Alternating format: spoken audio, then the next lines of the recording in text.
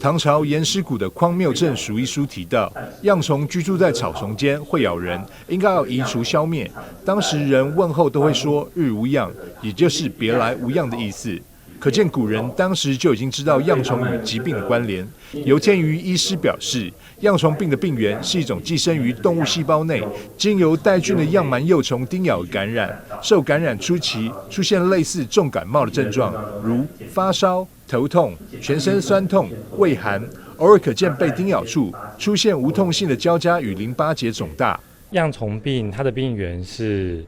恙虫病利克氏体，一种微小的细菌。那它在自然界的宿主主要是恙螨跟啮齿类动物，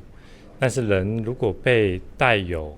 这只细菌的恙螨的幼虫叮咬后，就会出现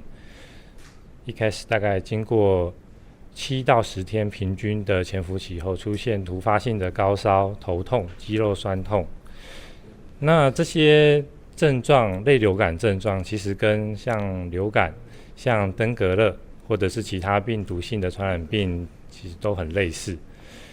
那比较有特征的是，在这个恙螨幼虫的叮咬处会出现这个无痛性的交加。恙虫病需要使用特定的抗生素来治疗，若未及时治疗，可能会导致肝炎、肺炎、多重器官衰竭，严重时甚至会死亡。不同地区还有没有接受过适当治疗，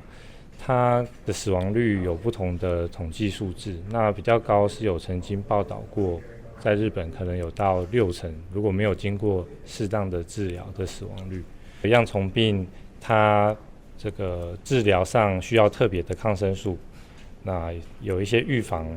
跟钩端螺旋体病有一些类似之处。有医师提醒，目前并无有效的疫苗可预防恙虫病或者是钩端螺旋体病。